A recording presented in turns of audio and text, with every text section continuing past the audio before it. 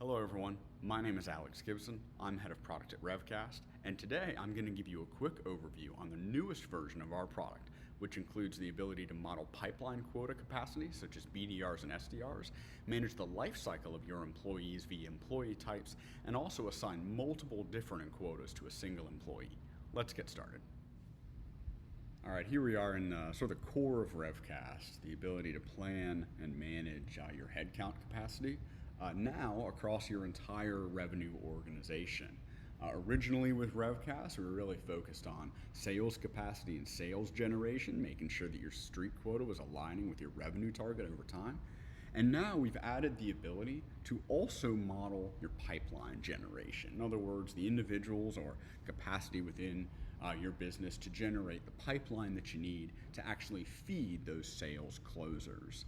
And so what I want to do is walk through a couple of ways that you can use this functionality and these tools to hopefully make some better decisions for your organization.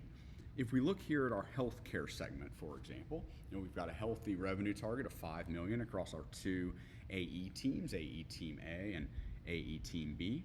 And we'll also note that these teams are responsible for not only their sales quota, but also their own pipeline generation. And so this is something we hear commonly from our customers that they have AEs who have a bag. In other words, they're actually carrying a number of dollars that they're supposed to close for the organization. But they're also responsible for sort of catching their own business, generating their own pipeline, if you will. And so if we zoom in on AE Team B here, for example, and we open the timeline, we'll note that we've got quite a few people. We've got our account executives on our AE team, and we've got our sales manager down here.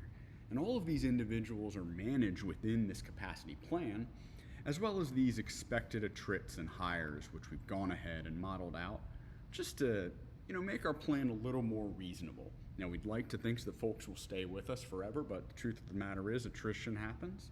We're going to want to make sure that we're prepared and planning correctly for that. And so on this first tab of sales, we can see that our street quota and our revenue target for this team align pretty well. We only need 75% attainment. That's a pretty good number for us. But if we click over to our pipeline creation tab, we'll note that we have a $7.5 million pipeline target. And not only that, but our quota number seems to exceed our pipeline target every step of the way. So our AEs are in pretty good shape to be generating the pipeline that they need to actually close those sales opportunities. Now, if we look over our manufacturing segment, we have just a slightly different setup. Of course, we have more seasonality here to our quota and to our revenue target, which we can see by clicking into this revenue target here. We note that we have a revenue target for AE Team A and AE Team B, and none for our BDR team. So in this case, we've got two AE teams on this segment who are supported by a BDR team who is generating their pipeline for them.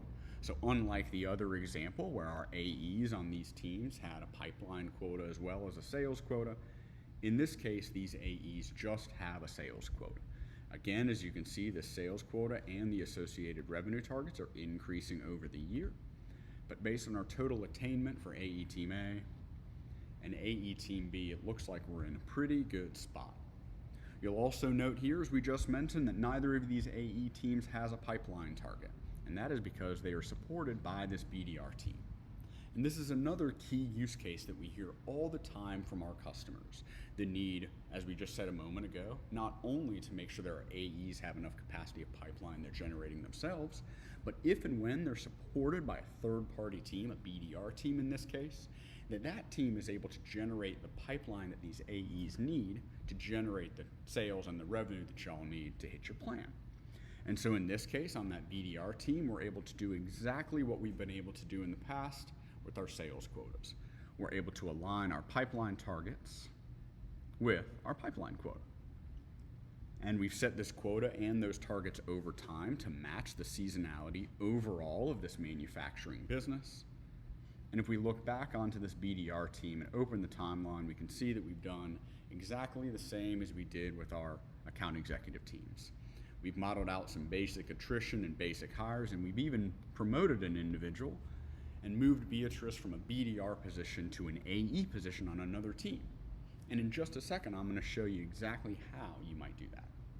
All right, now here we are on our teams page, and we walked a bit through the budget and sort of the roles and responsibilities and the quotas accounted for in there. And now what I want to do is just quickly show you a bit more about how we actually got to that place in the first place. You'll note here that we've got all of our teams listed. Some of them are used within that budget and some of them are not. But the one we want to focus on is this manufacturing BDR team, that team that we looked at the end there, and the team that Beatrice was transferred from and then to another team. And we'll notice in this case, we've got this fiscal year 2024. We've just set a 100% attainment factor for these individuals, but of course we could change this to 80% or any number that we would like. And that is going to have an impact not only on our tracking, but also our budget planning. And we'll note here that pipeline quota that we set for those BDRs. I mentioned earlier that it was set seasonally, and that's what we've done here. We've got seasonally set from January all the way through to December. And we've got it noted not only as a pipeline quota, but also the quota name, pipeline generation for manufacturing AEs, so it's much easier to track and manage in the system. Now, if I click out of here, we can also look at this manufacturing AE Team A and note in this case that they just have the sales quota. They don't have a pipeline quota. Remember, they're not responsible for generating their own pipeline. They're only responsible for generating sales. And so in this case, we've just got a sales quota for those individuals set across the year. We'll take a look at those account executives on the healthcare team who have both a sales and a pipeline quota. Now, if we look at AE Team A here, we'll note that for fiscal year 2024, we do have a sales quota, $500,000, and we also have this pipeline quota, $1.5 million per account executive. So we have not, in this case, chosen to assign these with any seasonality, but we have chosen to have two different quotas for these individuals, which gives us a lot of enhanced flexibility into building the organization that we need to generate the plan that we have. Now, I want to round this out by heading over to our employees page and talking a little bit about sort of the life cycle of employees within the organization.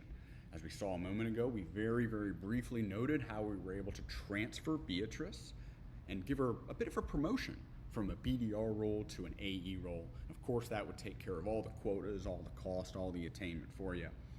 But we're also able, over time, to see sort of how someone has moved through the organization. Let's go ahead and take a look here at Lewis Smith and click on his status. And we'll note that Lewis has been with our organization for a while now. Originally, we expected this person to be hired. We opened a role for an AE back in January of 2021.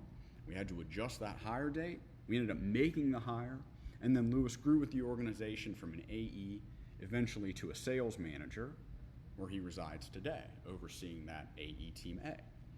And so this is fantastic because it gives us a view not only of where Lewis is now, but also his true progression for the organization. We can know exactly his quota, the team that he was on, the role type that he had, all of those responsibilities after they happened. And in the example of someone earlier like Beatrice, we can give them the opportunity and really model out that opportunity to make sure that we're giving and making the best decisions on behalf of both our people and the organization. That was a quick overview of setting and managing pipeline and sales capacity quotas in Revcast, managing the employee life cycle via employee types, and setting and managing multiple quotas per employee. If you'd like to learn more, check us out and get a demo at revcast.com.